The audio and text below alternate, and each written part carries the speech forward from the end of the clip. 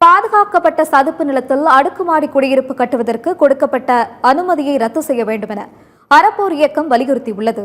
சென்னை பள்ளிக்கரணையில் உள்ள பாதுகாக்கப்பட்ட சதுப்பு நிலத்தில் அடுக்குமாடி குடியிருப்பு கட்ட வனத்துறை, சுற்றுச்சூழல் துறை மற்றும் CMDA அனுமதி வழங்கியுள்ளது. இந்த அனுமதியை ரத்து செய்து சதுப்பு நிலத்தை மீட்க கோரி அறப்போர் இயக்கத்தினர் செய்தியாளர்களை சந்தித்தனர். அப்போது பேசிய இயக்கத்தின் ஒருங்கிணைப்பாளர் ஜெயராம் வெங்கடேஷ், சதுப்பு நிலத்தில் கட்டுமானம் செய்ய அனுமதி இல்லை என்றும், ஆனால் சட்டவிரோதமாக பிரிகேட் மார்க்கன் ஹைட்ஸ் என்ற நிறுவனத்திற்கு அனுமதி வழங்கப்பட்டுள்ளதாகவும் தெரிவித்தார். இவ்விவகாரத்தில் பல கோடி ரூபாய் லஞ்சமாக கைமாறியதாக குற்றம் சாட்டிய அவர், சம்பந்தப்பட்ட அதிகாரிகள், அமைச்சர்கள் மீது விசாரணை நடத்தி நடவடிக்கை எடுக்க வேண்டும் என வலியுறுத்தினார்.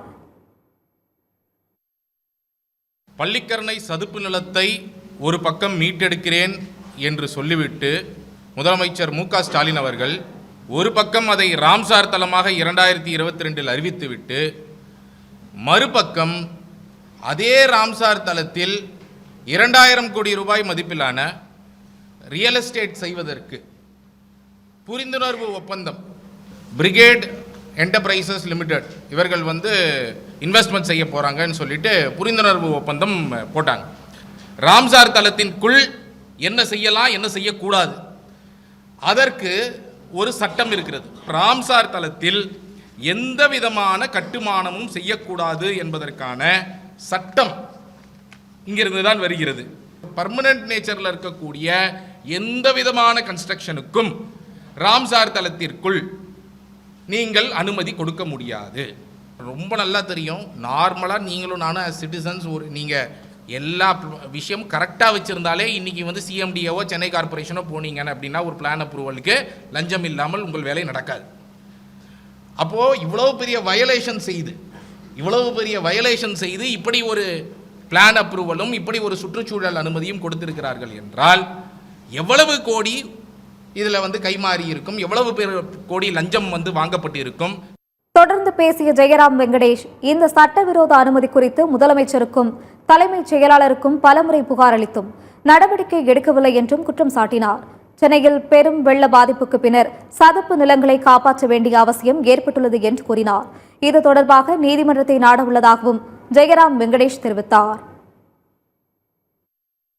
சென்னை மெட்ரோபாலிட்டன் டெவலப்மெண்ட் அத்தாரிட்டின்னு இதுக்கு எதுக்கு பேர் வச்சிருக்கிறோம் அப்படின்னு சொன்னா, இவர்கள் சென்னையின் வளர்ச்சிக்காக வேலை செய்ய வேண்டும். சென்னையின் வளர்ச்சி அப்படிங்கிறது ரொம்ப முக்கியமாக இன்னைக்கு தொடர்ந்து வெள்ளம், ஒவ்வொரு ஆண்டும் நம்ம இந்த மாதிரி வெள்ளங்களை பார்த்துட்டு இருக்கும்பொழுது பள்ளிக்கரணை சதுப்பு நிலம் போன்ற ஈரநிலங்களை பாதுகாக்க வேண்டும் என்ற ஒரு அடிப்படையில் தான் வளர்ச்சி அப்படிங்கிறது இருக்க முடியும்.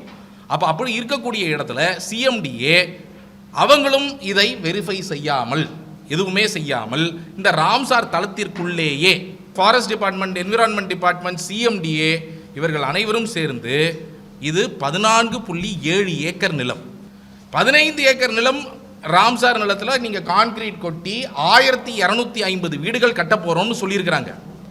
ஒரு வீடுடைய விலை 1.3 கோடியிலேருந்து 2.8 கோடின்னு சொல்கிறாங்க.